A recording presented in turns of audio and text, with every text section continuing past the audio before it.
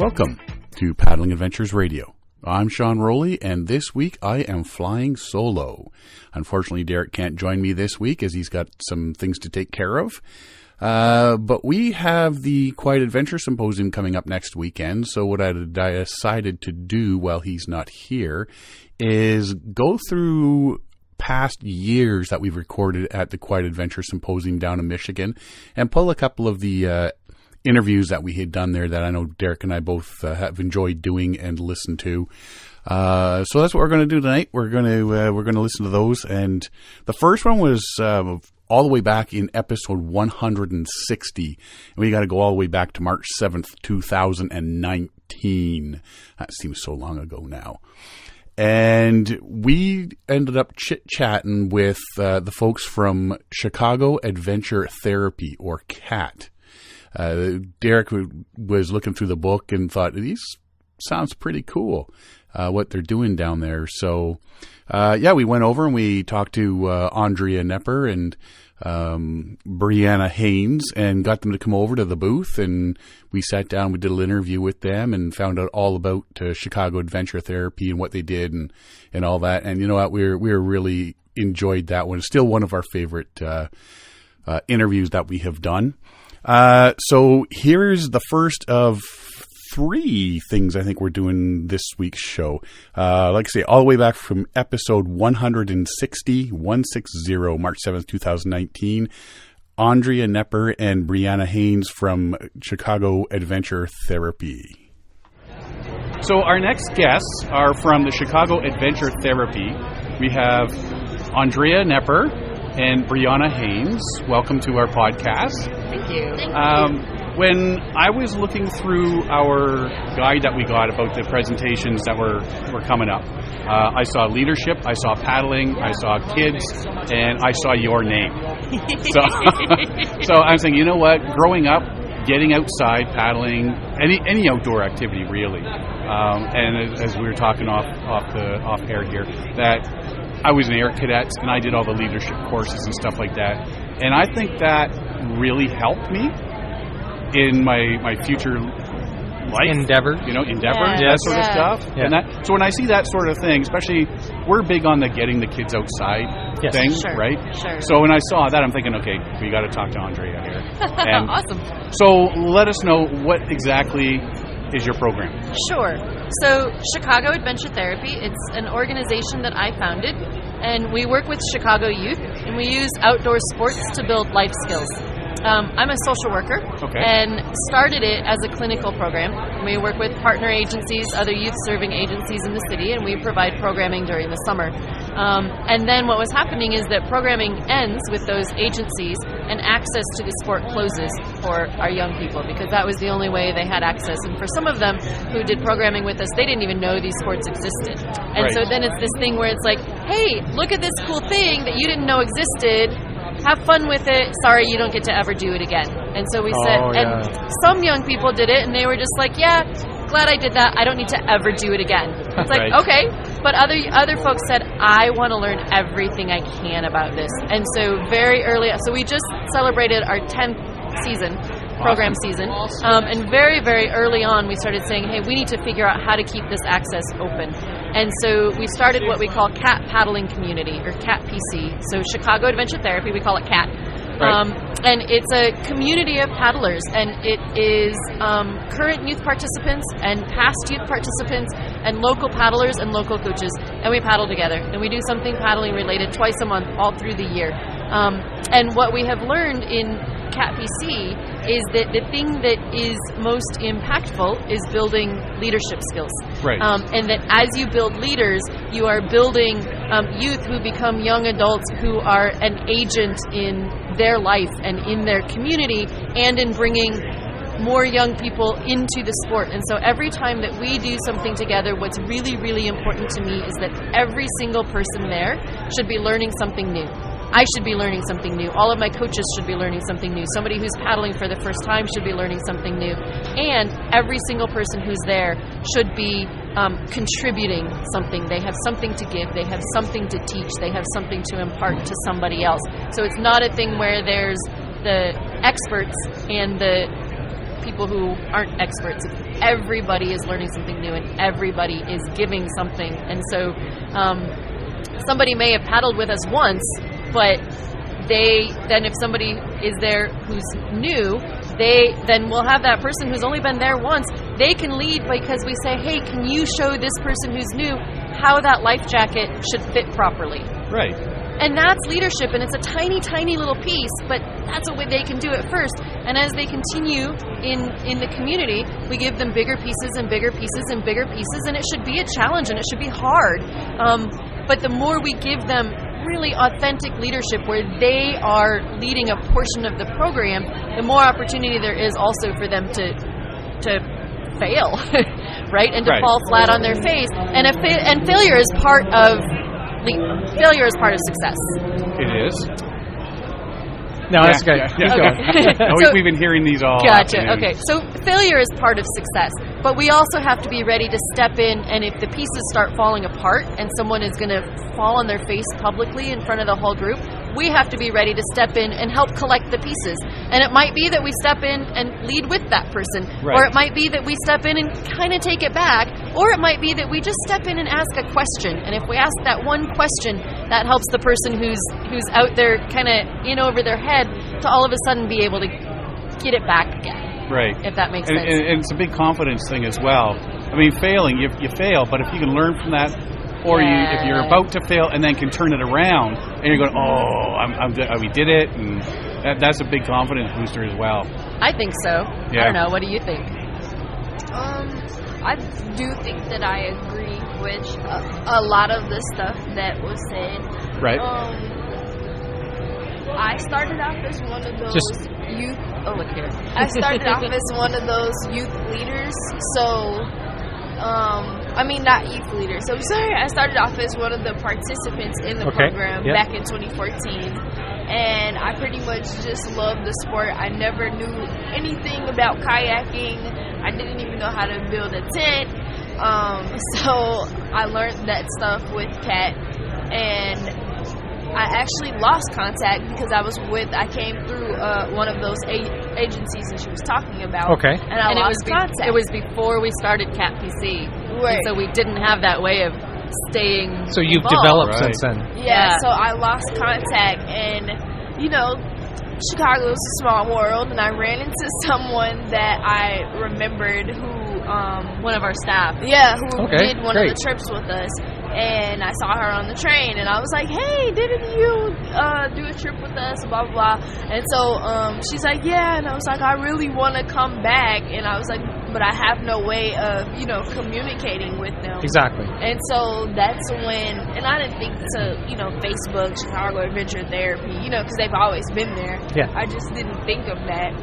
And then she reached out, and I gave my number, and then that's how we kind of connected back. And I was able to then get my coach certification through them, and just a lot of leadership experiences, like being able to coach at a symposium in New York and Wisconsin. So just doing a lot of different stuff. Okay. Yep. That's cool. So That's really cool. you're learning through participating, you're building your confidence, building your skills. That's a great way, ground level, to create something for the rest of your life. Yeah. Right? It's impressive.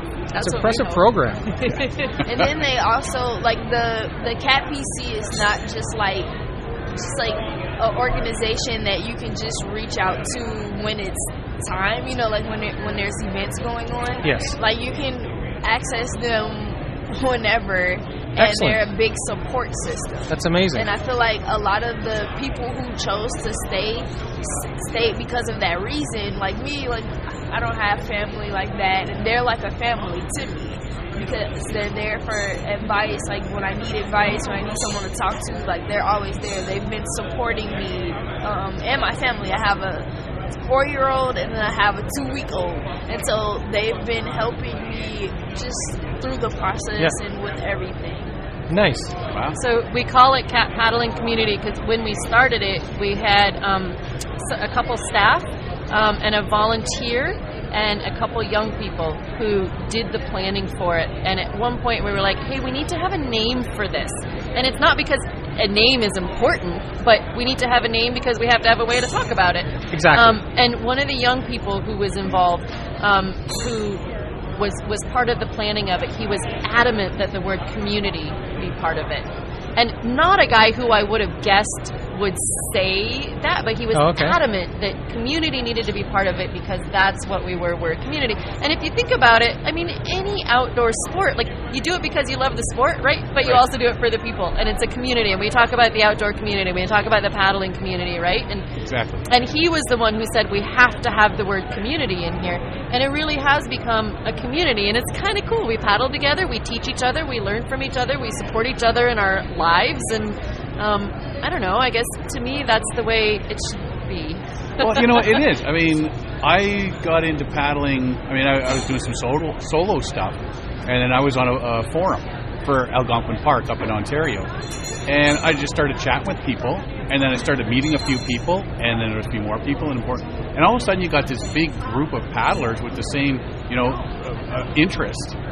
And, you know, okay, you're doing these trips and stuff, but when you're doing these trips, you're talking about all these different aspects of your life and how things are happening, and pretty soon you're saying, oh no, dude, if you're looking for this, you're having a problem, I got a guy I can get you in contact with, and that sort of, and it really is a giant support thing, and it really helps everybody out. So it sounds like you guys are doing that at a earlier level, I guess. And a more organized level. And at a more organized level for sure. Yeah, we're trying to make sure that happens, and we're bringing together people who wouldn't usually come together. Yes, right. Because we've got young people who we're working with, we've got volunteers, and you know, so you end up with a Mexican American gang involved teenage guy, and you know, a white suburban woman in her 60s, and they're paddling together. Diverse. Right. Very diverse, and they're paddling together, and they've got each other's backs on the water, and when you get off the water, then you still have each other's backs when you're off the water, right? Yeah. And you're meeting these people you wouldn't usually meet, but you have something, as Brianna says, it's this thing that we all love, right? And so, I don't know, I think it's kind of cool. Good. It is really cool. Yeah. So where do you see for the future? Like, are you guys still developing the program? Do you see more changes in the future? Are you bringing other facets in? Like, you must have some sort of vision for even better or more in the future, right? Yeah, so it tends to be fairly organic based on sort of what we're seeing that people want, but I kind of want to take over the paddling world with our young people. Yeah, that's great. We're always the group that's having the most fun. Yeah. And we talk about the paddling world and the outdoor world being old. Our crew isn't old. Like I coach, and I have been sort of the baby in the coaches for 20 years. Yeah. And I'm not the baby anymore, but I'm still one of the younger ones. But in Cat PC, there was one year at one of the symposiums they called me Old Gal. Right? So we're much younger, we're much more diverse, and we have a lot of fun, and I want to bring that. I want our young people to be the leaders of the paddling world for the next 40 years. And so I want to do, Brianna said she's a coach. She is a certified paddle sport coach, globally recognized. Nice. Like, it's not just something that we said, oh, you're going to coach for us. Like, it's a real certification. Wow. You can go anywhere with that. Absolutely. That's awesome. And we have 4 young people who've gotten that certification. We have volunteers who've gotten that certification. I want to keep working at that. I want to keep building skill, keep building coaching, so that they really can be leading not just our little community, but stepping out into the broader paddling community, making it more accessible for more young people in Chicago, for younger kids in Chicago. I mean, Brianna said she's got a 4-year-old son and a 2-week-old son, and her 4-year-old son has been doing stuff with us since he was 1. Oh wow, nice. And people want to bring their younger siblings, and they want to bring their cousins, and every now and again, there was a Zach with one. He's like, "Can I bring this girl?" Right? People want to bring more people in, and I want to build the capacity to be able to do that, and I want our young people to be doing that coaching as opposed to a whole part of bunch the of team. old people coming in and doing all the coaching. So I don't know. What do you have to add to all of that? Because I've just done my babbling. I mean, it's not a very bad thing to have like older coaches. No, exactly. You're just saying that because she's sitting there. Well, I mean, because I've seen it before where it's like where we got a chance to, at Friends and Family Night, we got a chance to run it for the first time, like do leadership stuff. Okay. And we had a bunch of kids and we just did not know what to do. Like the kids were like everywhere in the water, and some was like, I can't get my boat to move forward, and we were just like looking at each other like, what do we do? Like what do we do? And we were so confused, and it was just this one moment where it was like so organized, and I could see on the kids' face that they weren't having fun. Exactly. And one of the older coaches said to one of us, like, hey, why don't you play a game with them? And then that's when one of the people, that was you. And so we came up with a game. We got everybody,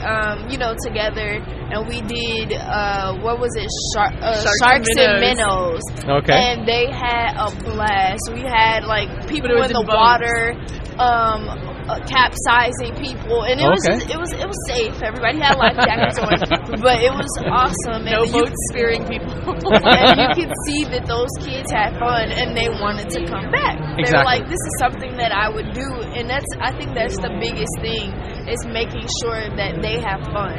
Because if you have a lot of older coaches who are just like sticklers, and they're just like, you have to do this way, and just telling them what to do. Your paddle needs to go in at a 45-degree angle. And there's no fun, then you don't get these group of people to come together. Yeah. Like you don't get them to come back, and so that's how we get the group of kids we get to come together. That's amazing. I love that she talked about Friends and Family Night, because that was part of the process of becoming coaches. Okay. So there was a group of young people and volunteers who were going to take a coaching award. And so in the wintertime, we had a thing where I was just like, okay, you're gonna take this, but here's the thing, you all are young, and the fact is, as young people, you have to do this even better than most people do, or people are just gonna be like, pat you on the head, no, isn't that cute? Right? Yeah, and so we're going to start talking about coaching, and we're going to practice coaching before you take the official training. So we had a day in the wintertime where we talked about, literally talked about coaching theory, and then split into groups and said, okay, we're going to plan a coach. We're going to plan a coaching session. Okay. And, you need to think about who are you teaching? Who are your students? How are you going to reach them? What do you want to teach? How are you going to teach that? How are you going to organize yourselves? And they planned a session. Then we had a day in the pool where they practiced that and practiced delivering that with each other. Then we had Friends and Family Day, where they then practiced all of that with everybody got to invite one friend or family member, and they got to practice that. So there were some moments when it was chaos, but there was a lot that they learned from that going into the formal coaching training. And the kids who came had a blast, so they learned a ton. Our aspiring coaches who hadn't even done the training yet learned a ton, and then they were much more prepared when they went into that formal coach training. They had an idea of what they were getting into, and having done it and realized already some of the pitfalls of trying to coach a group, then learning all of those strategies in the training made more sense. And then they did the training and they got the assessment, and then it's like, okay, well, now you're a coach, but where you really become a coach is coaching. So then it became my job to make sure that they were getting opportunities to coach. And so Brianna has coached, you coached York County, and we were invited to a symposium in New York, and all of the youth who were coaches were then invited to coach one day. Nice. Actually not at the symposium, but at another outfitter in Queens that was looking to kind of up their coaching game a little bit, and our youth coaches all went and coached in Queens for a day. Awesome. It was amazing. Yeah, and it was awesome. We were on the sit-on-top kayaks, and they had to learn not to be boat snobs. Yeah. Which is a really, really good lesson, because every boat is an amazing boat. And the crazy thing they were all beginners, so it was like we were basically showing them like little tricks on how to turn the bolts and you know, stuff like that. Yep. So it was really fun just watching them doing it. Yeah, if you've got the skills and you're able to teach someone else those skills for the first time, seeing that and see them pick it up with you, that is a good feeling. Yeah, you know? It makes you feel really good. And then the insight that they gave us afterwards and saying that everybody had fun and you know they enjoyed it, they learned stuff. That felt good. So, and I think we've both mentioned who knows how many times this was fun, and I think that's so important. Oh, it is. I mean, I think it's important for adults, too. Adults don't come back if they're not having fun. But, exactly, but we'll pretend like we're coming back because we're learning something instead of because it was fun. But it has to be fun for people to come back. And kids aren't going to pretend that they're coming back because they're learning how to do it right. Kids are going to come back if it's fun, and so you have to make it fun. And fun is part of everything we do. I look at my kids when they were young. We started them on the canoe tripping and stuff like that. Like, I mean, going interior and all these different trips and stuff. And you have to make it fun. You have to include them. You have to say, okay, you know what? You have to include them. If we're doing a portage, you're in charge of the life jackets. You're in charge of the paddles. I've got the canoe. Let's go. Right. And as they get older, they'll be in charge of more than the life jackets or the paddles, but you have to start with something they're genuinely in charge of. My son is 22 now, and we did a trip last summer, and it becomes a competition on who can portage the most gear in one. Okay, I'll buy into that. Let's see how much you can take first. But yeah, if you get them in there and they're enjoying it and they're having fun, they're definitely going to come back. And then if you can teach them, like, here's the way to have fun and do it, then it makes you look good and it gives you the confidence that you did your job. I made sure that they're having fun, that they enjoyed it, that they learned something, and they're coming back. They want to come back. Awesome. They want to participate. They want to do it again. Yeah, that's awesome. And then everybody's learning. Everybody's getting better. Oh, everybody's having fun. And everybody is learning how to get along with other people when it's stressful. Absolutely. That's a huge piece of the outdoor stuff, right? Yeah, it is. Yeah. It is. We've been outdoors with people paddling, and you just like shake your head, and you're like, how are you still on the water? Mm-hmm. And then you're just like, okay, sit down, dude. You're doing that. There's a better way to do that sort of thing. Right? Yeah. And if you can get all gentle that. Gentle coaching, though. Yeah. You have to do gentle coaching. Yeah. And that's exactly what it is. And if you can learn all those skills, it's great. Now, you're in Chicago right now. Yeah. Are you looking at taking this further? So, I don't know exactly what that looks like yet. Okay. But a couple pieces of it. I'm taking a sabbatical this summer. So I'm going to be gone for 3 weeks. I have 2 staff members who are running the show while I'm gone. One of those 2 staff members started as a youth participant. There you go. When she was 14, and she's 23 right now, right? Yeah, she's 23, right? Yeah. So she's been around for 9 years. Wow. And she's going to be one of the team of 2 who's running the show. So pretty excited about that. Cool.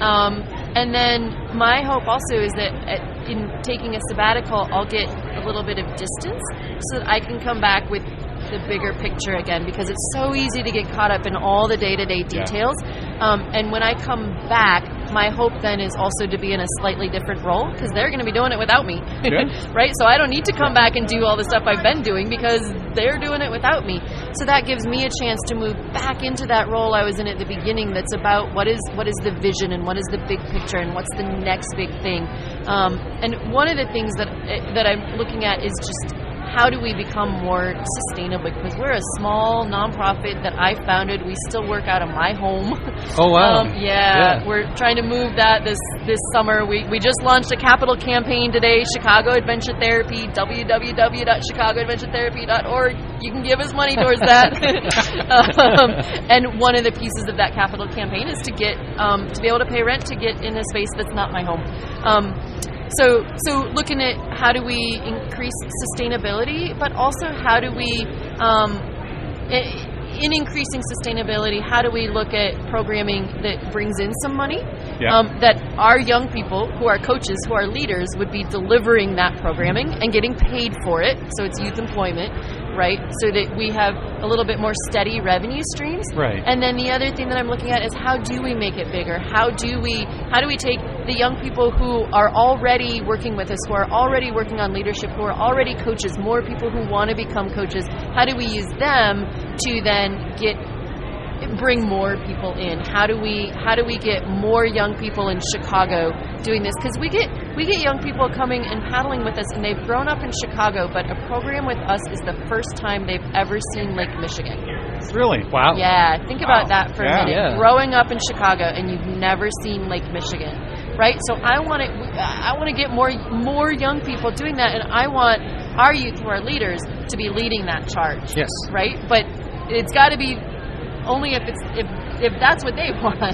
Exactly. Right? Yeah. So there's that, and then I also with some regularity have people talking to me from other parts in the country about, I want to do something similar. I want to do something similar. And I always say, I'm happy to talk with you about how to do this. I'm happy to bring a couple of our young people to talk with you about how to do this, because you have to talk to them about how to do this. And we never quite have, but I would love to figure out, whether it's not a consulting thing, but how is it that we start planting seeds to help people in other places, like a countrywide network. Yeah, how do we help build that network? And also then there are people across the country doing it. How do we help build that connection, right? Right. Because it's important. Yeah, it is. I mean, it's important. It may be a cliche, but it's the future. It is. It is. And I think, and you should weigh on and tell me if I'm right about this, but I think that young people are going to get involved and stay involved if they're interacting with other young people who are also involved, right? Yes. And so how do we make those connections? I don't know. That's what I think. I mean, the same thing, but if you think about it, we already have, two volunteers that are branching off doing their own thing. Yeah, that's true. We literally have, and they're in other places. So one is in Indiana and the other one is Wisconsin. She's in Illinois, but really pretty much as far north as you can go and still be in Illinois. Okay. Well, so, I mean, we're kind of doing it, and, they have you to tell them what to do, and they have us too, like the youth who can help them, because they are working with younger kids. And the other key to that is that it has to be in conjunction with young people. Right. Yeah, when adults try to create things for young people, we always mess it up. You mess it up, and the kids tune you out. Like they see somebody who's a bit older and say, "I'm not listening to them." They're just, it's that anti-authority.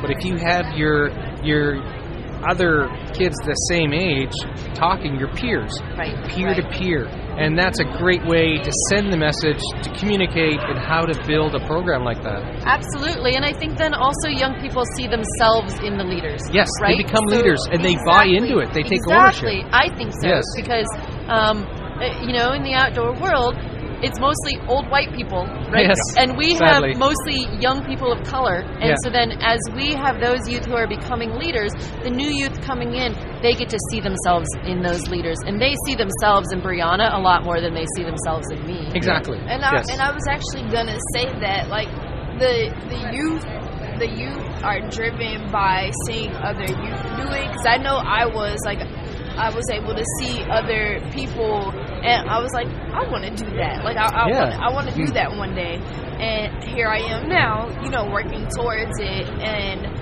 hopefully I have that impact on someone else. Exactly. Because it's some of us have came from the same background, and so we're able to understand each other a little bit more.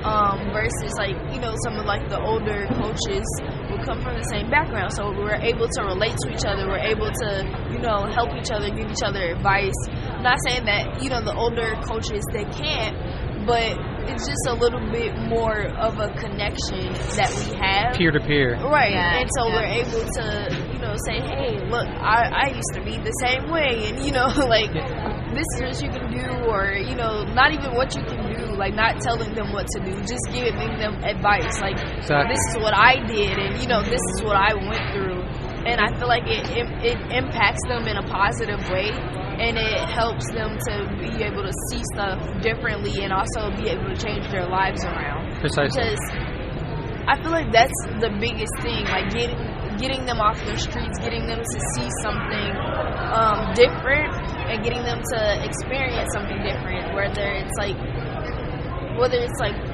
they wanted to do it at first or they didn't, you know. Exactly. But it's a lot of the time. A lot of them, they end up coming back, even if they have like the first time. It's a horrible experience because they felt like they didn't get something, or didn't fit in, didn't get or something out of it. They were scared, right? Or Exactly. it was uncomfortable. But Yeah. they all came back, like literally, like they all came back. Because it's something they can take a part of and put something of themselves into it, and you're gaining something, you're earning something out of it.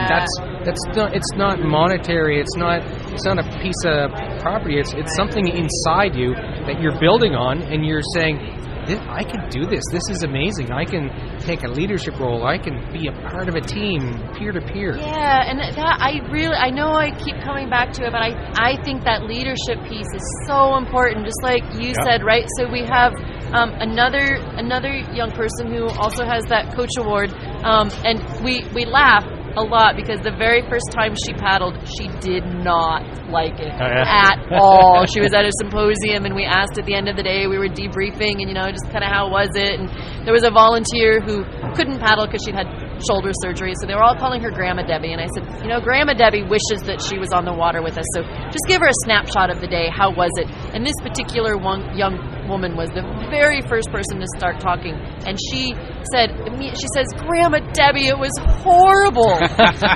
So she's 19 now, and this was when she was 15, so it was like 4 years ago. She's on staff now, and she has her coaching certification, like an official, globally recognized coaching certification. She's the youngest paddle sport coach in the country. Awesome. Yeah, and she loves paddling. And I asked her once, I was like, why did you keep coming back? I was like, I didn't think I was going to get you in the water the next day, and it was a 4-day symposium, and I was like, God, what am I going to do with this girl? I was like, why did you keep coming back? And she said, because she said, I didn't have anything else to do. There you go. She said, and I figured I shouldn't give up until I give it a chance, and so I decided to give it 6 months. That's impressive. Cool. And she loves it now, and what we keep showing her is what she's good at. Right, and we all like knowing what we're good at. Oh, yeah. Right? Oh, yeah. So she was referred to the program for anger management, and what we've seen is this incredible leader. Nice. Yeah, that's impressive. You got to get it out somewhere and turn it into a positive, and if that's what worked. Yep. So she self-describes, and publicly in a little video that we did, I'm not sort of disclosing confidential information. She self-describes that she says, I was a ticking time bomb, and she talks about paddling as diffusing that for her. Wow. Amazing. Well, it definitely sounds like you're onto something here. I hope so. And I really would, you're asking what's that. I really think that to get young people into the sport, they have to be leading, and they have to be leading grassroots and small, like in our little organization, and sort of around the country. But we also need to figure out how to bring them into leadership in the industry, and how to bring them into leadership in coaching, because young people need to see other young people who they're paddling with, individuals, but they also need to see young people in the photos, and they need to see young people repping the gear, and they need to see young people behind the booths at events like this. They need to see young people at every part of the industry in order to know that it really is for them, and that all us old people, and we work with a lot of youth of color also, so all us old white people, that we're not just saying you're welcome here, but that they really are, and that this really is going to be part their of the team. community. You can tell them you're welcome, but until you show them. Exactly. Right? Exactly. I mean, up in Canada, that's becoming a big thing now, is, and they say the white male privilege. Right. It's all a bunch of old white guys out there paddling and stuff like that, and, because they can afford all the gear and stuff like that. Yeah. But I think it's starting to, in my opinion, starting to come, that it is going to be the younger people, and it is going to be the people. I mean, they're here to replace us, right? Absolutely. Yeah, absolutely. And I mean, I know Toronto's a big melting pot of all over the world. Yeah, everybody's coming in there, immigrants from all over the place, and they're getting them out there and starting to show all this stuff. And I think that's really important. And like I say, it's the younger people that are going to be, as I say to my son, when I'm old and can't portage anymore, it's going to be you and your kids that are going to be doing it for me. I'll be in charge of the life jackets. Yeah, I'll be in charge of the life jackets and carrying the little pack for the dog food. Right. And you and your kids can take the rest for me, right? So I'm going down the portage with my walker. So getting the kids involved and getting the leadership skills and the coaching skills and all that to bring up the next generation after generation. It's got to start now, and like I said, I think you're onto something here, and hopefully it can actually branch into a bigger picture, as you say, and something that can be spread amongst communities and move. I would really one thing like that we have, or I've noticed, and I'm local. I see what happens locally, so I do see it in the local school and stuff. Is there's a lot of like team sports. Everybody gets a prize. Right? And in school, there's no kid left behind, so everybody passes. So there's no real failure. And you were talking about this earlier about how the kids fail, but you help lift them up and support them and say, this is not such a bad thing.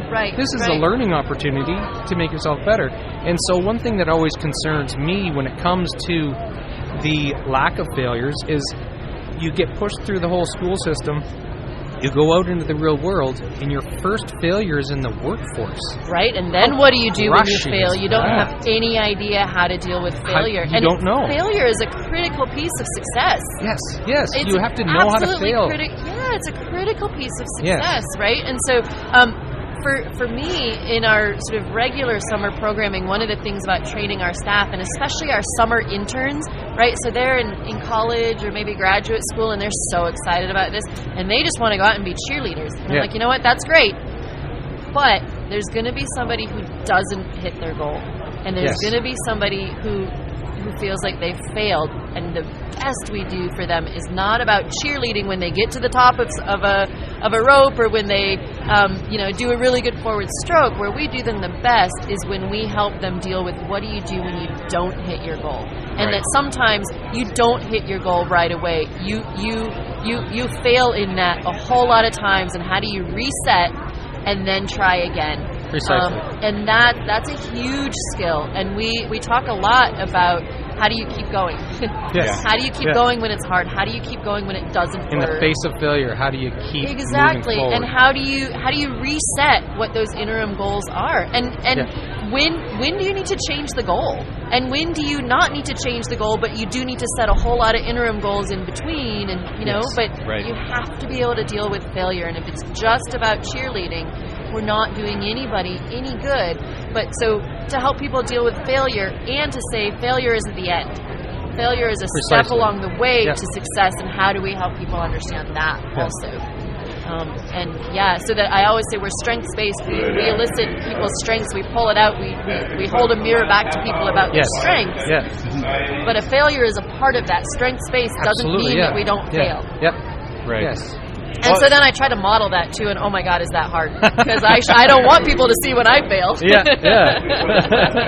Well, and the big thing is, I mean, as canoe trippers, we go on some trips, and you're just like, oh, man. But you know what? And that's exactly it. How you get up and you just keep going and going and going. And eventually, there's going to be times where you don't have that support, but because you've had it in the past, you know what you can do, the steps you can take to get you through. And I think that's where you really show it's all come together. It's the small steps. Instead of saying the next goalpost is my goal, which sometimes seems insurmountable, you say one more step. Exactly. One more step. I just have to keep moving. Yes, exactly. And most of the young people we work with, life has not dealt them an easy hand. Right? And so there's a lot of that, of just having to keep putting one foot forward, right, in front of the next, and having to adjust plans because a plan doesn't work, it falls through. And so then what's your next move? I mean, that's true for a lot of the folks in CAT BC, don't you think? Yeah.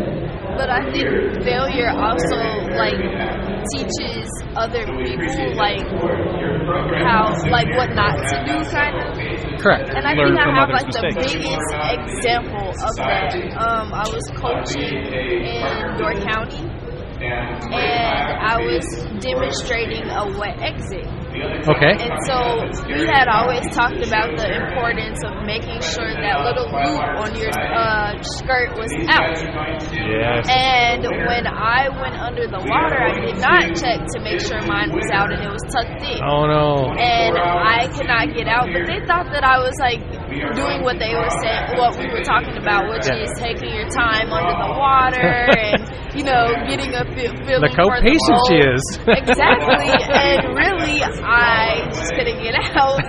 And I remember I was panicking. Yeah. And I was like, I just couldn't think, I couldn't think. I was just trying to get out. Yeah. And so I lifted my head up a little bit and was like, and then that's when the coach who I was helping assist, she started running over. And then after that, I kicked by the time she got to me, I was able to kick my way out. Okay. And then I got up very slowly because I was so embarrassed because I was coaching. Exactly. And I was able to say, I made a mistake. And this is what I did, and this is the danger of doing this. Because what if I wasn't able to actually, kick my way out? And if you weren't in such a controlled environment, and you had a lot of safety exits, wet backups and stuff. But if you're out on a lake somewhere, you may not have that backup. So it's a good lesson that you learned yourself. Yeah. I was like, that tag is going to be out next time. I need that pole strap. And to have the presence of mind to be able to turn around and say that to her students. Yes. So that they got to actually see it. This is an example of what not to and do. so then they learned, right? Yeah. And then when we debriefed, when we were done and stuff, and they talked to, we were going around saying what we learned, what worked for us, and, different stuff like that.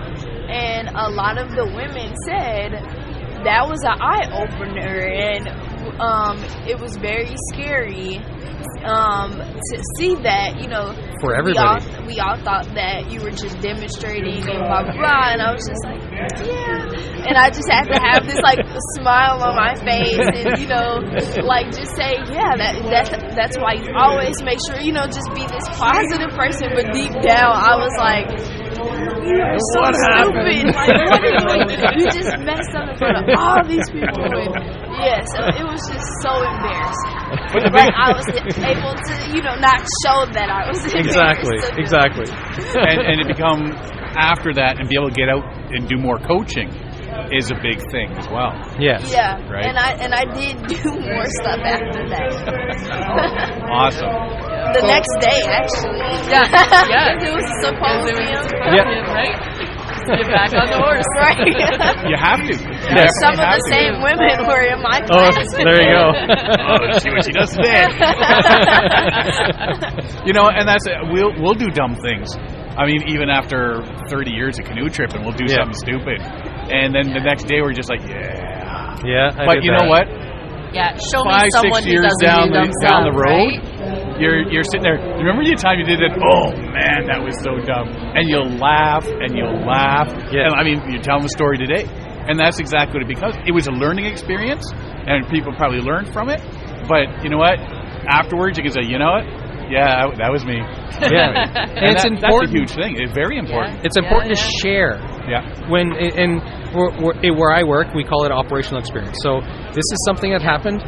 Share that far and wide, because you might be saving somebody else out there who is unaware that that's a lesson that they have to learn, and they've learned it from you instead of making the mistake and learning it themselves. I mean, it's the same thing when there's a big incident, right? Yeah. What has to happen after there's a big incident is to do a good incident report and to share how, the steps of what went wrong, and then what lessons learned and what to do different, and that should be shared as opposed to hidden. Exactly. Because everybody can learn from that, and it can help keep other folks safe. Yes. Yeah. Awesome. Yeah. Well, it sounds like you're really onto something, like I say, and it's really nice to be able, like I say, get you in here to chat. And so the Chicago Adventure Therapy Yes. website? www.chicagoadventuretherapy.org. Okay, and you're talking about looking for money, Yes. and that's on that website. Yes, there is a donate tab, and you can donate right there. Perfect. Yep. So Andrea. Brianna. Yes. Thank you guys for coming on here. Thank you. Good luck in all your future coaching and endeavors. Yes, and good luck. hopefully your cat keeps on going. Thank Bigger you. and better. That's what I hope to. Yes. Awesome. Well, thank you guys very much. Absolutely. Thank you. That was Andrea Nepper and Brianna Haynes from the Chicago Adventure Therapy. Like I said before, that's one of our more favorite interviews we've done. Such a great group and what they're doing. And we actually have talked to them since, and it's the groups just seem to be getting better and better. But we like this one because it was such a eye-opener for us. We're going to jump ahead a whole year to the next year, 2020, when we were at the Quiet Adventures Symposium again. Episode 212, March 5th, 2020. We talked to Joanie McGuffin about the Lake Superior Watershed Conservancy and the Canoes for Conservation. We've chatted with them before and whatnot, but another worthwhile group that's, environmentally friendly and getting these the Watershed Conservancy and stuff and canoes into it. It's all about the paddling, especially on Lake Superior, where I have such a great time. So this one is Joanie McGuffin from episode 212, March 5th, 2020. So we're sitting with Joanie McGuffin. How you doing, Joanie? Oh, just fine. It's wonderful to be here at the Quiet Adventures Symposium. It's been, this is our second year recording here, but this is my, fourth year? Yeah. This is your third time, Derek. Yes. This is my fourth time coming here, and it's just the rabbit show that always draws us. That's the exciting part, the rabbits. Yeah, it's all about the rabbits, man. I love going in and see the rabbits. Well, the first time I was at the show, our daughter, who's now 20, was just a baby. And we had a big canoe set up, and she was sleeping in the canoe. And then every year she would come and everyone would see, like, a little older, a little older, a little older. Awesome.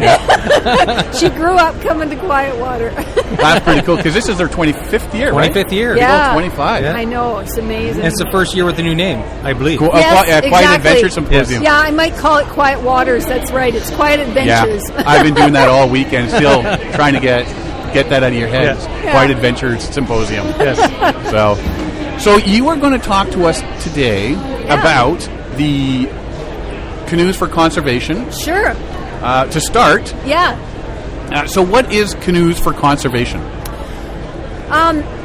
Canoes for Conservation is an initiative of our Lake Superior Watershed Conservancy, our land trust.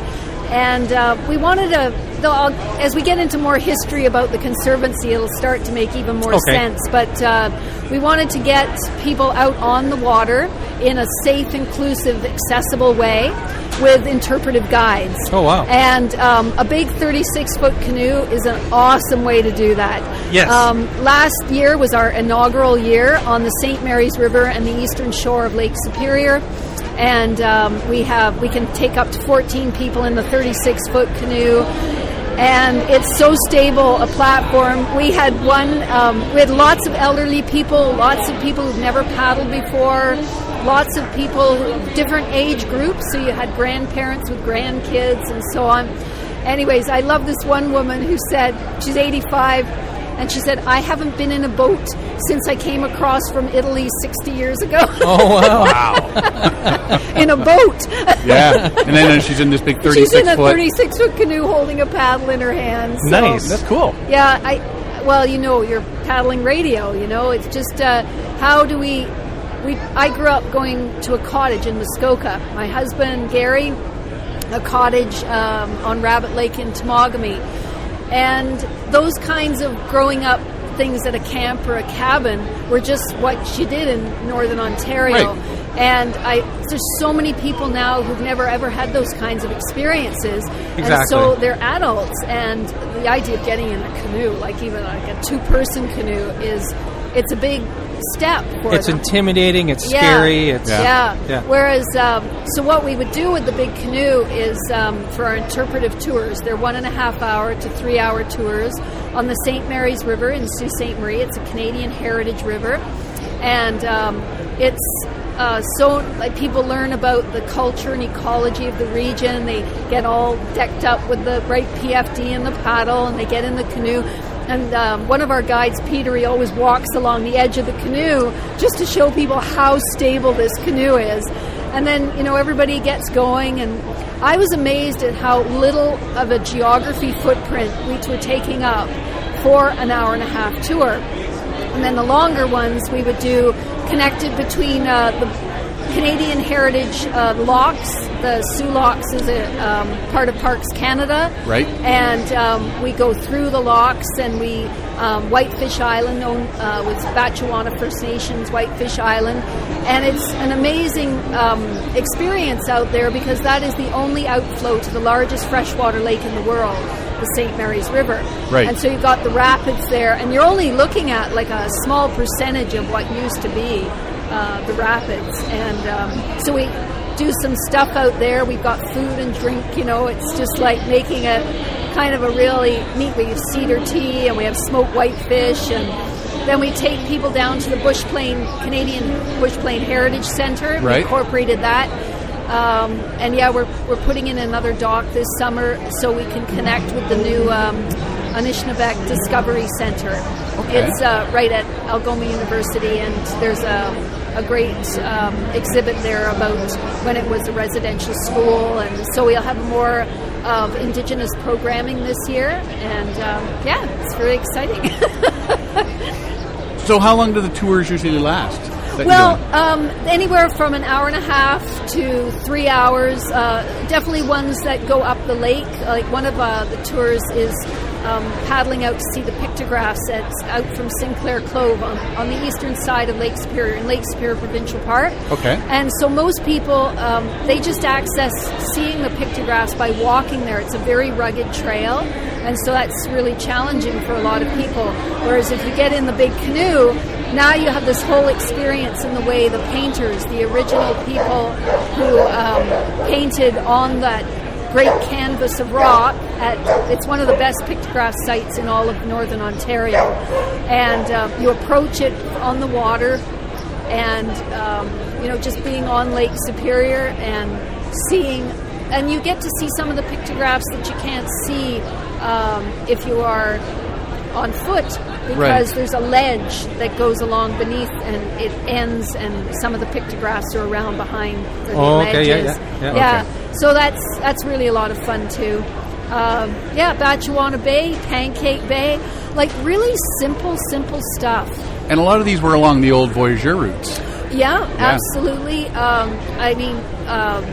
All of the north shore of Lake Superior was paddled for it's paddled for thousands of years. I always want to make sure we understand that. And the Indigenous people who live there today, who have lived there for thousands of years, these are the homelands. And they're very spiritually significant places. But then when the fur trade started, and you had the big voyageur canoes, so I like to call our canoe the big canoe as opposed to a voyageur canoe, but people would think of it as a voyageur canoe. And people, paddled into all those bays, places like Pancake, Agua Bay. There were old fur trading posts. There's an old fur trading post at Mishpicotton Harbor, where the Mishpicotton River, it's the longest running fur trade out of Lake Superior happened there, and near Wawa. Yep. Yeah, so there's a lot of history along the coast, and we've done the camping at Pancake and Batchewana and up through Rabbit Blanket and Old Woman Bay. We've been up there and did the Agua Rocks and saw the pictographs there and everything. And it's really a lot of history, lot of history. Well, I think one of the marvelous things is I think there's a huge presence of the Indigenous history there. Yes, exactly. It's not just the pictograph paintings, it's the whole, it's the lake, it's the land, it's the people that are there who live there now, have always lived there. Whether we go through Batchewana First Nations territory or Missinaba Creek's First Nations territory, or we get up around Beektagong, Nishnabeg, up around the Puckasaw area. Right. Every community has their stories, and they're all Ojibwe, but the language is all very pertinent to their specific landscape that they are in. And when we've done some of our interpretation and we get it translated, we have to go to local speakers and talk to them.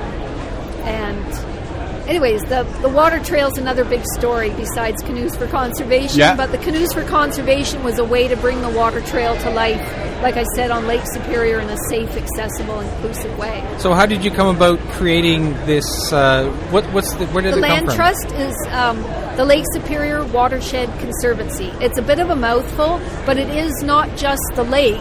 It's actually the watershed. And so it's actually almost 16 years now. I go back a long way on the lake. My husband Gary and I, to go even further back, first met Lake Superior in 1983-84 when we paddled across Canada. Right. And so that was our first. We came up through the locks. We came out onto this largest expanse of fresh water on Earth. We were entirely intimidated, as everybody is, about Lake Superior. You need a lot of respect to be on that lake. And we paddled from Sault Ste. Marie to Thunder Bay in 10 days. That's 500 miles. Wow. We were getting up at 4:30 in the morning because we heard, the weather was the best to paddle in the morning. And we'd just go all day. And we happened to have really calm weather for most of it. So it was ideal, yeah. So we just went for it. So it was just kind of a blur. And but we always said we would come back, and we just absolutely fell in love with Lake Superior. So in 1989, we took solo canoes and we paddled around Lake Superior, and that took us 3 months. And that's how we got to really know the lake as a whole. And that's where I come back to the Lake Superior Watershed Conservancy, is we looked at it like it wasn't the boundaries that we set with the U.S. and Canada. They're artificial. Political boundaries are artificial when it comes to the ecosystem. So we look at all of the Great Lakes, and we look at Lake Superior. It feeds all the lower Great Lakes, and it's so important to the health of the lower Great Lakes. If we took the watershed of all of the Great Lakes and we made it a country, it would be the third richest country in the world, and that's because of the fresh water at its heart. And there's 750,000 people on Lake Superior. It's not a big population. We have the cleanest of the lakes. It's the deepest, and it's the greatest expanse of fresh water on the planet. And there's over 200 rivers that flow into the lake, and only one that flows out, the St. Mary's, as I was telling you. And the origination of the Lake Superior Watershed Conservancy was the idea of creating a land trust that would be for the health and well-being of this as a big picture. It's not just one little piece of the lake. It's because everywhere you affect the lake, where the waters are flowing in, whether it's a river or it's a piece of the coast or it's a city on the coast, it's all just one big watershed. Exactly, exactly. So we formed the Conservancy as a land trust with a board of directors that has U.S. and Canada board of directors. Right. And it represents, we're founded as two organizations under the IRS and the Canada Revenue Agency, but we actually operate sort of as one organization. A lot of communication. So it gives us a lot of latitude to be able to do a lot of cool things. Right. So I don't know if so keep talking. No, that's well, that's why you're here. So because I'd like to go from the creation, what your original goals were, and now you're moving forward into the future. What do you hope that this can bring forth? What is your future goals for this conservancy? Well, when we started this conservancy, we didn't have the kind of technology and the communication that we have today. Yes. Just even doing a a meeting with Zoom or something like that, where you can bring people in around this big geography. We were constantly having to travel to get to places, and that was really challenging. And we thought, this is a huge mouthful that we've bitten off here. And so we started with, the dream of what we could do in terms of protecting areas, and we do have some preserves, so protecting land is something that we can do under our bylaws. Right. We have education, and we also have, what's become a really big piece of this is the experiential part. Well, we started with Canoes for Conservation. That was born out of a part of the Trans-Canada Trail's Great Trail. Oh, okay, yeah.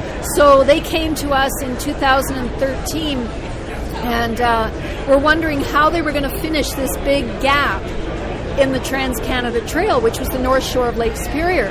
So there's a lot of really cool hiking sections along the trail. Right. And they had been worked on for many years. The Voyageur Trail Association's been around for 40 years.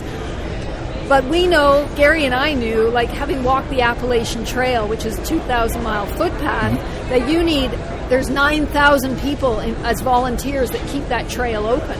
Wow. You've got to walk a trail to keep it open. Exactly. And we don't have the population on the North Shore to connect that trail anytime soon.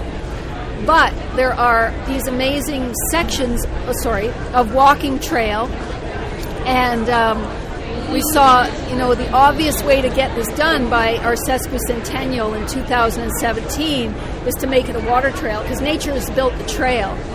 What we need for that trail, though, are access points. And so we came up with a strategy of 16 main access points. These wouldn't be about your camping wilderness spots. They would be the places you could drive to, park your car, and get on the water. Right. So then we looked at what are the types of things that we need for making that work. We need Kevin Callan. Hey, Kev. Hey, buddy. Hi, Kevin. Disturbing the podcast. Gotta love Kevin. We just had Kevin Callan swing by and do some video. I know Kevin for a lot of years. So access points.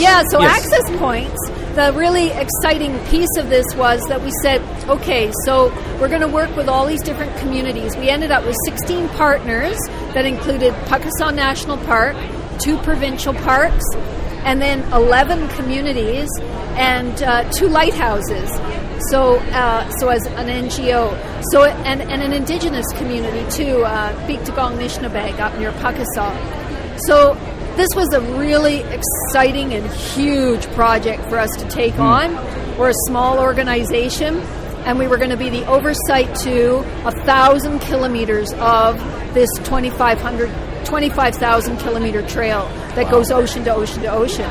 So it was a really big opportunity for us to unite the vision of bringing this lake together and doing something really practical that we knew a lot about, which was paddling.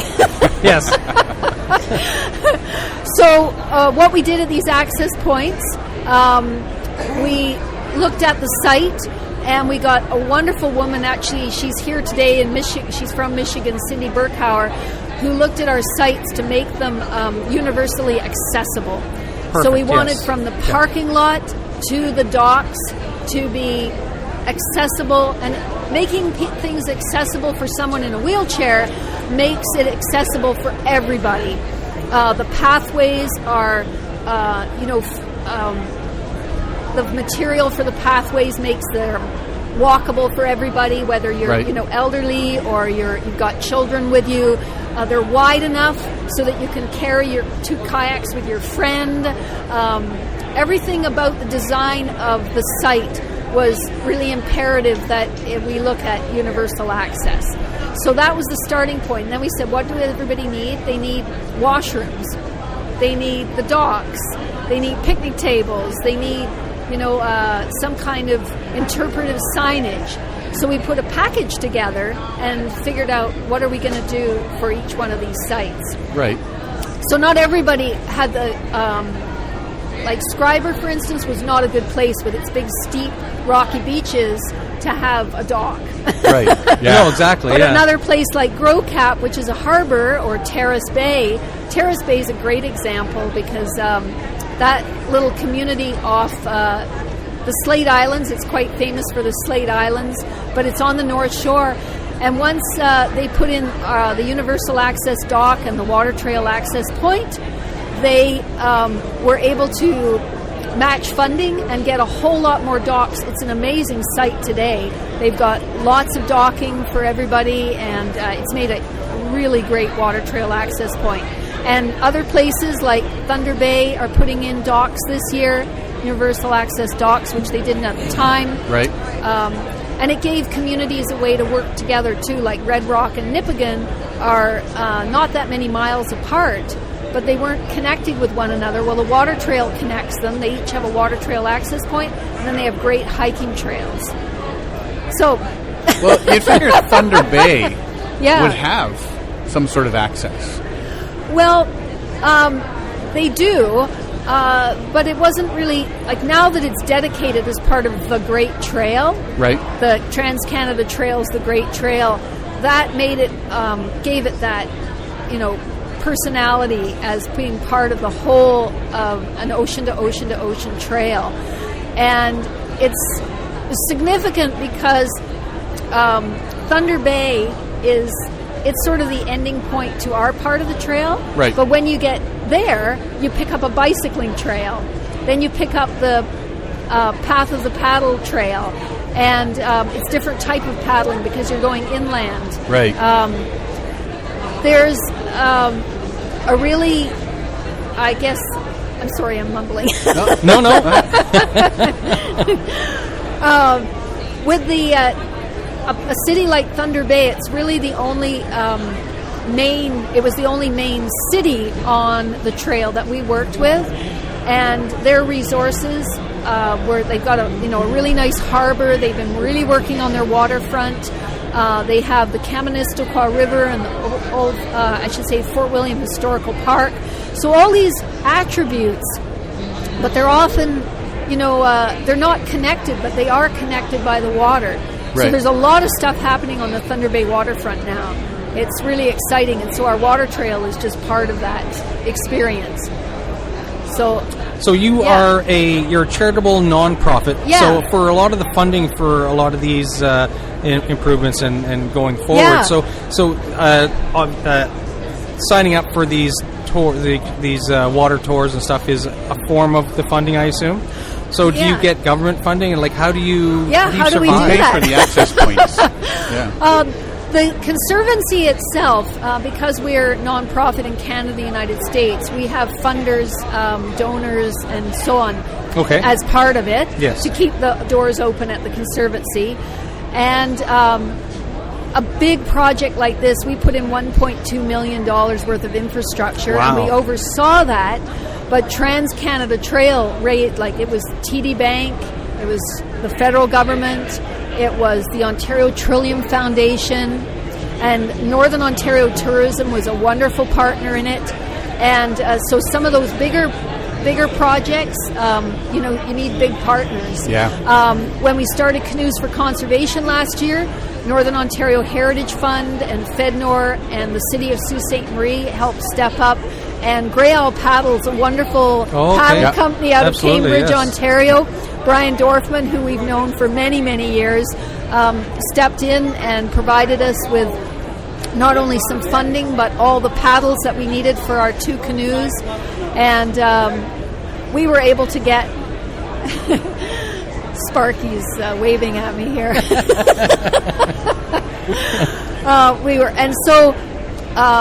A little land trust like ours, we're not a big organization. No. We have 3 people on right now, and we're situated out of Sault Ste. Marie, Ontario, and Sault, Michigan. And we dream of being an organization that is basin-wide, especially through the water trail. If you look at our exhibit that we have here at Quiet Adventures Symposium, you'll see the map, and it's got all the water trails that are around Lake Superior. So there's our section of the Great Trail, the Lake Superior Water Trail, that goes from Gros Cap all the way around Thunder Bay. Then you pick up the Path of the Paddle. Then you pick up the Minnesota Lake Superior Water Trail. Then you pick up the Wisconsin Water Trail, the Keweenaw Water Trail. There's all these water trails, and they're on our map, all different colors. We, as a Lake Superior Watershed Conservancy organization that is set up for the watershed, we actually have the mandate and ability to actually connect all these water trails together. So that's a dream of ours, is to see it as an Appalachian trail of water trails. Exactly. Wow. Where it would have that consistency, because the messaging is so hard when you go from one place to another, even just getting around Northern Ontario. There's been so much work in the last few years with Northern Ontario tourism to recognize that we have an absolutely world-class landscape. You know, it's second to none in the world, and we don't have an economy that matches that. Right. We do have a very rich tourism economy in Northern Ontario, but it's largely been a resource-based industry economy where we have pulp and paper mill towns. We have, forestry and mining. There's a huge amount of government subsidization that goes into those industries, though, and as essential as those industries are, the tourism industry actually brings in more than all of them combined. And it's not subsidized. And it's not subsidized. And if you could put all the money that's brought into to tourism, and particularly Northern Ontario tourism was able to go back into the industry, people in this industry should be wealthy.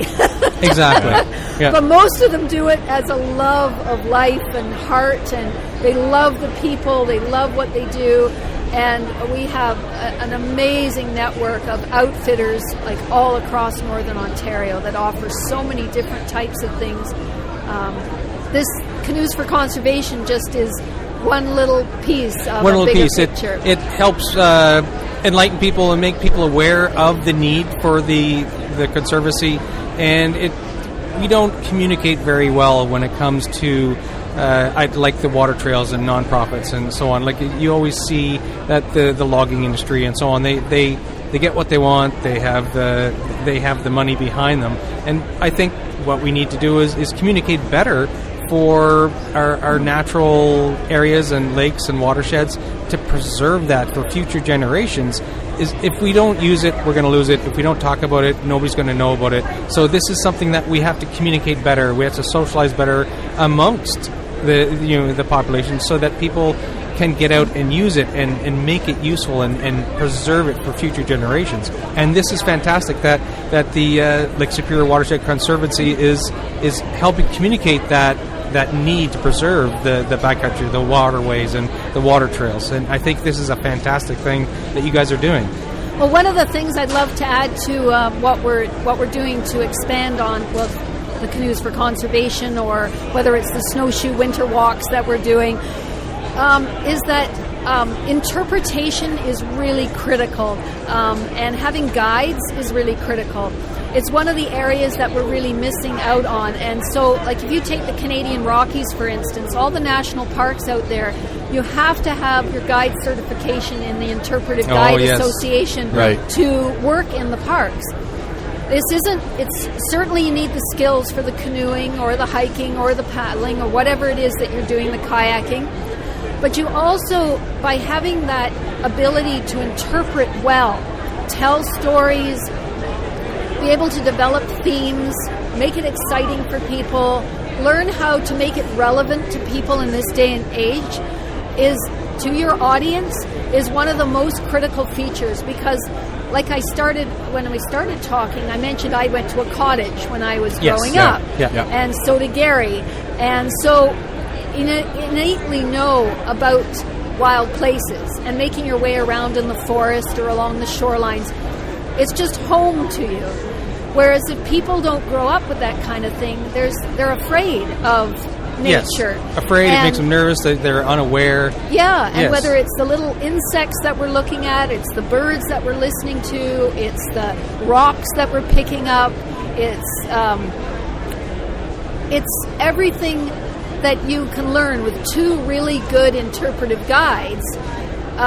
It's safe, and it makes the whole experience a richer, more, I guess, when you get back to that, being able to preserve the land, that messaging comes through because people get enthused about like what they're experiencing. Yes. It goes in their heart. It's not just information and knowledge and so on. It's that somebody shows you how to use your senses again. Exactly. So you learn how to listen, and what are those birds we're listening to? You learn like to touch the rocks and look at them and feel them and think about like the deeper stories that they have to tell. Yeah. But you need some guides to be able to do that. So one of the things we started was an interpretive guide association chapter on Lake Superior. Okay. And getting people to be certified as interpretive guides. So we did that last year, and we graduated 15 guides, and we're going to be doing it this year in Sault Ste. Marie and in Thunder Bay. And we're just really, excited about bringing that kind of economy, because it's a really good economic base. Having people, you're well paid as an interpretive guide. Okay, yeah. And so it's a sorry, my earphones are falling out. That's part of it, is that people always say, well, this doesn't bring in a lot of economy. Actually, guided interpretive experiences really do. And that's what Canoes for Conservation is. And we employed 5 guides last year, and it's small, but like if everybody started doing that, and you had big canoes at every single community, and everyone was able, you had a big canoe, you had 5 interpretive guides that, well, they have to spell each other off, and you're doing these experiences. Now you're getting all those people who just come. They arrive, they don't have any gear with them, they don't have any experience.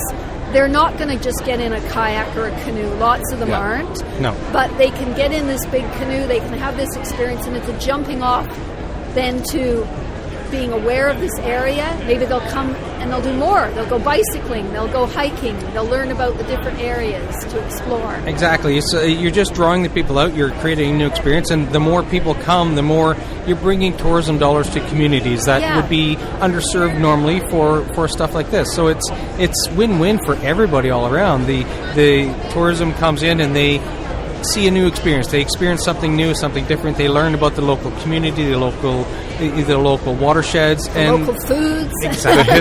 The history of the area as well. Yes. That would be my big thing, is learning about the history of the area. Yeah. And if you got an interpretive guide that knows that area, that's huge. Yes. Yeah. Right? And that may, like you say, branch you off. Oh, they were talking about this on our tour. I'm going to go check that out. Going to just go on from there. And then, you know what? You even get the people that would go into a different area, a different access area, and do a tour there, and then farther up and learn the whole coast. That's exactly what we want to see happening. And the more we share and collaborate with one another, the better. And back to the richness of our Indigenous culture of this whole region, you can just see how that in and of itself is an amazing interpretive experience. And having Indigenous guides, sharing foods, sharing music, sharing stories. That would be amazing. That's awesome. It's a very, very rich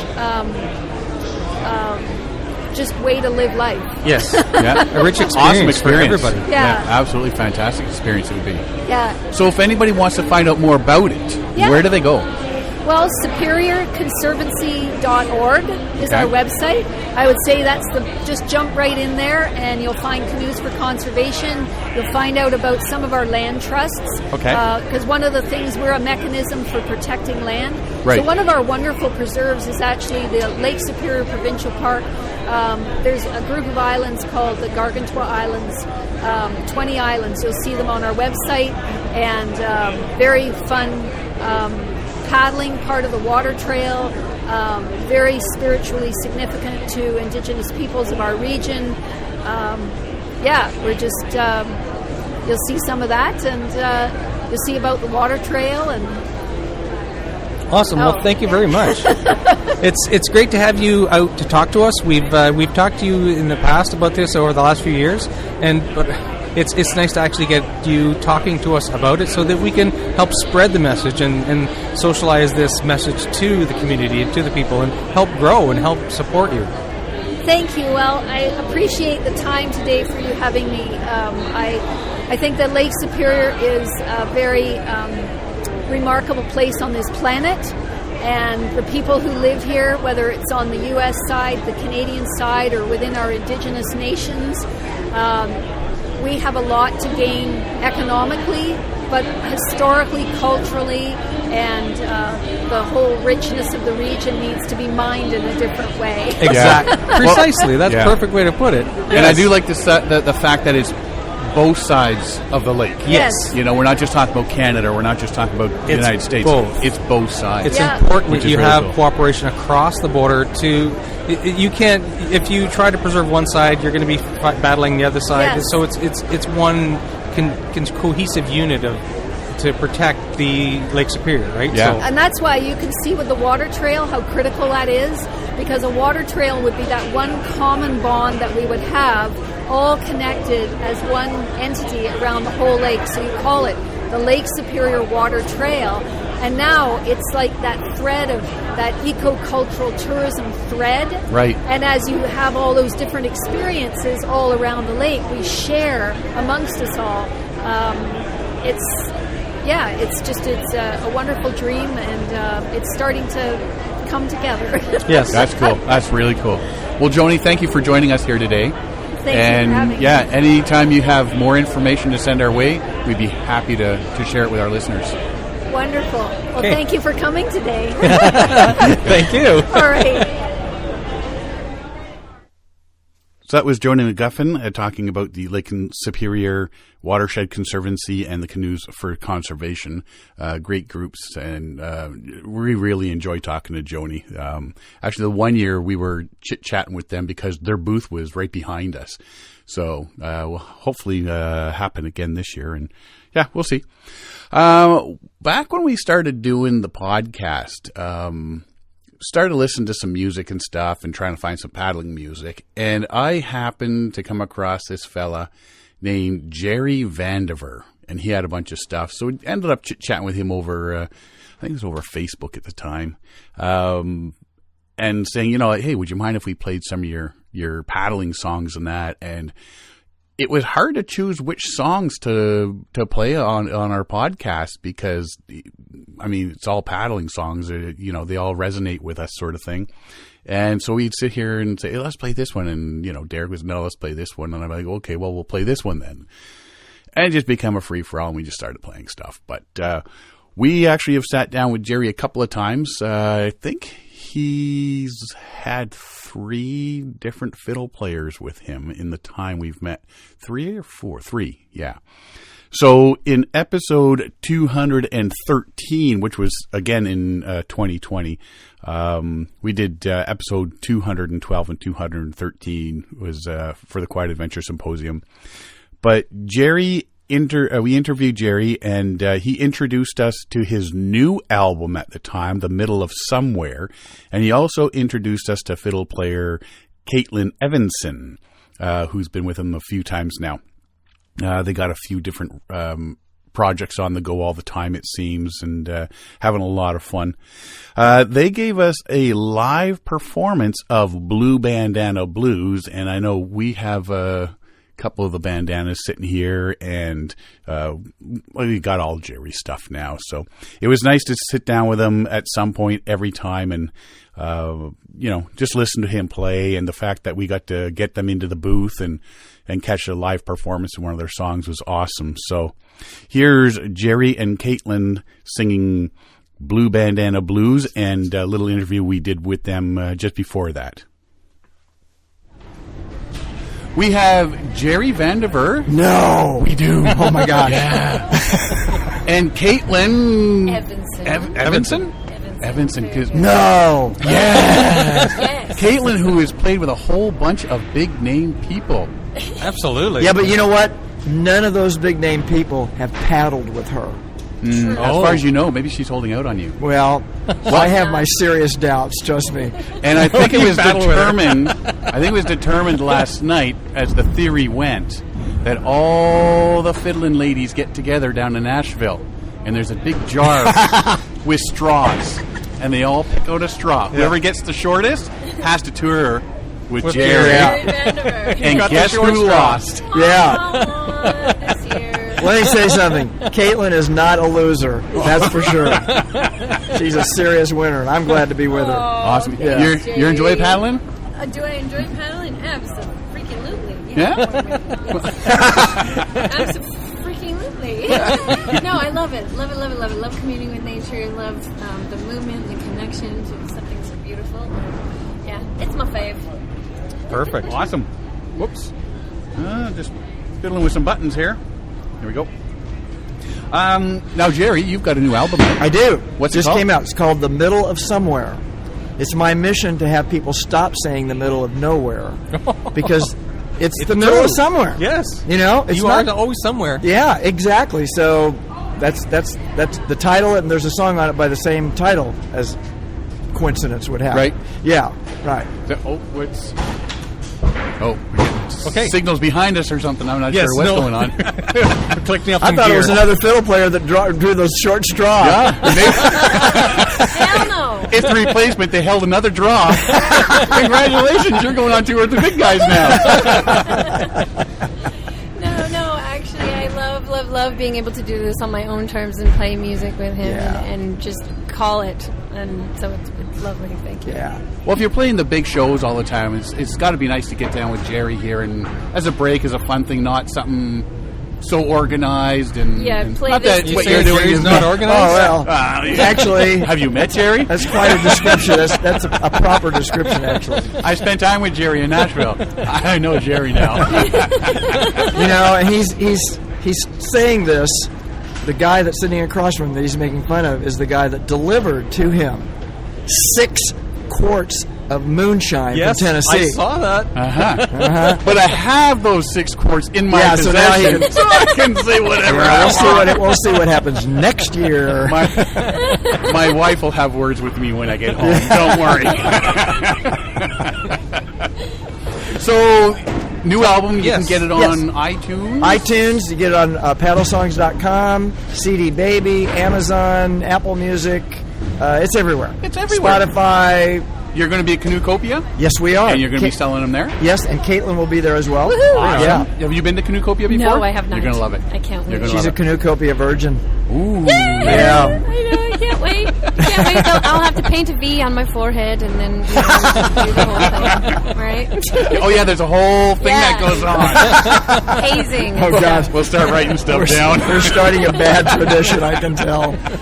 So everybody here is tearing down their boots. Yeah, for those of you who are at the end of the listening day here, hearing the banging and clanging, that's tearing down the boots. Well, yeah, we thought we still had another half hour, but apparently everybody decided, we're done. Yeah. Kevin Callan's anxious to get out of here. So Oh, and we're his ride, I think. yeah, well, Yes, then, we are. Yeah. Tough. Yeah. So tell us about the new album. What can you tell us about okay, it? yeah, but that. Okay. that. It's really fun. It's a little bit different in that I did 3 children's songs on it. Okay, 2 of which are sung by children. And the one of them is called "That's Why the World Has Rocks," and it was really cool because I cut the tracks in Nashville, and then flew to Madison, Wisconsin, where the kids were, because they're going to be performing with us at Canoecopia. And then they went into the studio and sang the tracks, and then we flew back to Nashville and mixed them all. Wow. Yeah, so that's one song. Impressive. And then another one is I wrote a song about my fishing experience when I was a little boy with my dad. Yep. It's called Out There With My Dad, and actually recorded that song twice. One with a 10-year-old boy in Nashville. His name is Charlie Ward, and he sang a wonderful version of it. And then I went ahead and put my version on because it's about me and my dad. I wanted to put it down. So we had that, and then we have it's kind of the other thing about the record is it's a wild concoction of different styles. We have a blues song. We have a hardcore wank wank country song. Oh, nice. And some everything in between. Yeah. So it's one of the funnest albums I've ever made.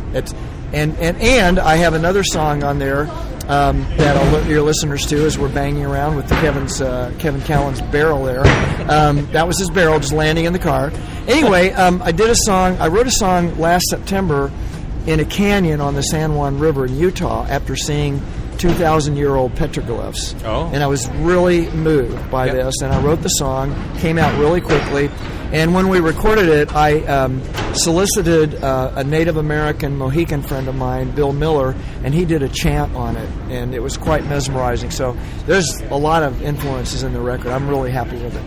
I like the one that you did with the choir, because when we were visiting you in Nashville, you were organizing that. I think he's talking about a different record. I don't remember. No. This past. You mean with the kids? Yeah, with the kids. Oh, yeah. Sorry, not choir. Kids. Yeah. Kids Right. Choir. Yeah. When was that? When you were there? September. Yeah. See, it was that long ago that you had to put everything together. Yeah. You know. So yeah. Because we're in the middle of lunch, and he goes, "Yeah, you guys just bugger off. I got to do some work." Yeah. See, when you said really cool. Choir, that threw me off. Yeah. A children's choir. Yeah, a children's school. Yeah, we call them the Sunshine Kids, actually. Okay. Yeah. So it's really cool we're listening to you actually organize all this, trying to get all the kids together, all the logistics, the times, and all that sort of stuff, and then all of a sudden you're listening to the actual song. Yeah, yes, it was really fun. It was really cool. Yeah. So before we get kicked out, so what song have you selected for us? Well, I thought I would give you the blues song, since that's kind of an unusual format for me. Okay. And I'll tell you the story behind it really quickly. It's too bad we don't have visuals, but so last spring when I was getting ready to organize all my gear, I had my blue bandanas ready to go, and I put them in the washing machine, and they came out of the dryer in about 20 pieces. Oh no! It was like a devastating thing, and so I started to write a song about it. Was this real tender, new agey, touchy-feely song about how this bandana and I have been through all these travels together, and it really sucked. So instead of doing that, I said, you know what? I got the Blue Bandana Blues, and that's what we wrote, and that's the song. Perfect. Would you like to hear it? Yes, I would. I don't think Sean wants to hear it. No. Here we go. Ready? 1, 2, 3. Went to the store, bandana aisle, bright and blue, just my style. We traveled the world and every season.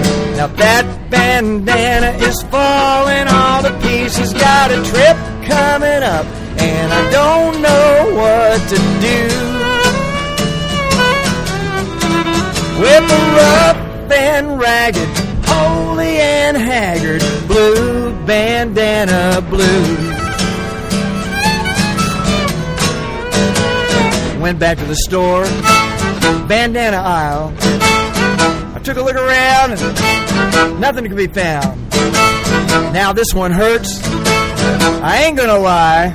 I miss that bandana more than all my ex-wives. I got a trip coming up and I don't know what to do. With the rough and ragged, holy and haggard, blue bandana blues. Here goes Caitlin.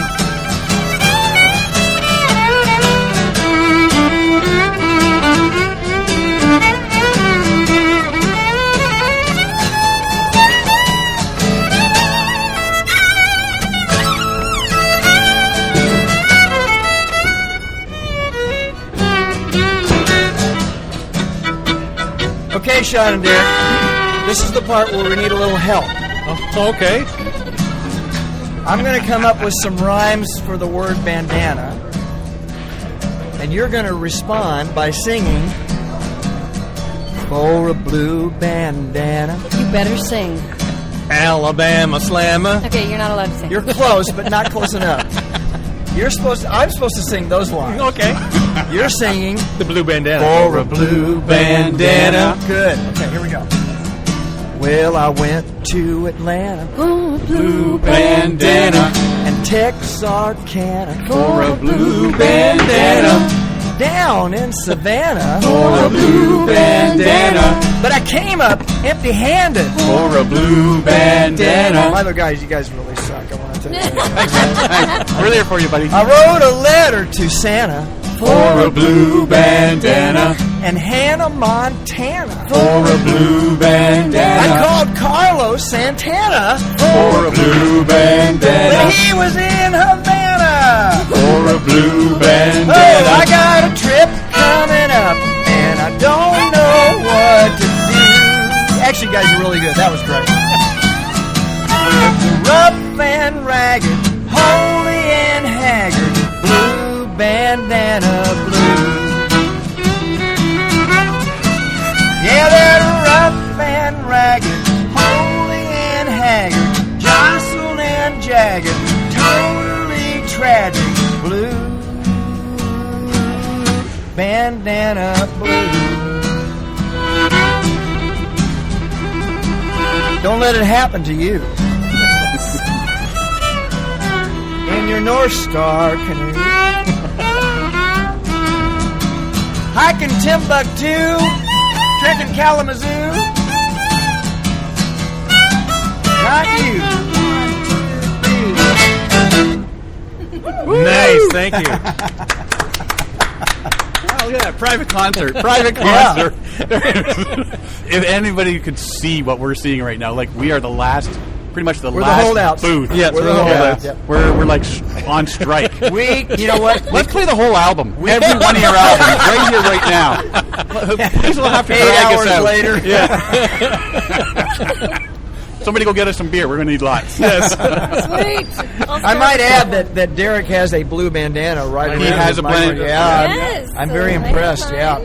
Yep, I think Sean's reaching for one too. You Just to can let him know get he's them I from got- Jerry, oh, he's got by one. the way. 2, 3, 4. Remember I bought 5 this morning? Yes. 5. Oh, okay. Wow. So These aren't just blue bandanas. These are personalized Jerry blue bandanas. Yeah. that's right. Yeah. Yeah. Beauty.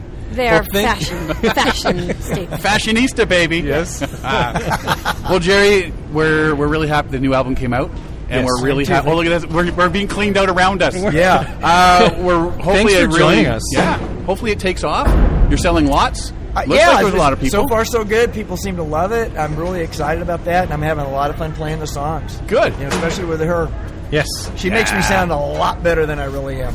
Everybody does, Jerry. That's true. That's true. Even you. even you. anybody. Yeah. Even me. Well, thank you very much, you for Caitlin. having Thanks us. for coming along. Thank you for having And me. yeah, hopefully we'll talk again soon. All right. Okay. That was Jerry Vandiver and Caitlin Evanson playing Blue Bandana Blues. Like I say, it's always a good time to sit there and chit chat with Jerry and listen to him play some songs. Every time we're at the Quiet Adventures Symposium, we do these things afterwards. We go to a restaurant or somebody's hotel room just to chit chat and talk paddling and stuff. And if Jerry's there, there's a guitar coming out and he plays a bunch of his songs and favorites of everybody. So. If you go online to jerryvandiver.com, he's got a little store up there where you can buy all his CDs and whatnot. Like I say, a great listen if you're into paddling music and stuff, so check them out. That's all we got for this week, and next week, maybe the next couple weeks, depending on how many people we can interview at the Quiet Adventure Symposium 2024 edition. There'll be a couple more interviews to come your way. But for this week, that's all we've got. If you want to find out more about us, you can find us at paddlingadventuresradio.com. We're on Facebook, Instagram, and Twitter. You can download or stream our episodes on iTunes, Apple Podcasts, Spotify, Podbean, iHeartRadio, Player FM, and all your favorite podcast downloading sites. Or you can just go to the episode page at paddlingadventuresradio.com and you can download or stream all our episodes there. If you enjoy the podcast, please share it with family, friends, and fellow paddlers. I'd like to thank everybody for listening this week. I'm Sean Rowley, and we'll see you next time.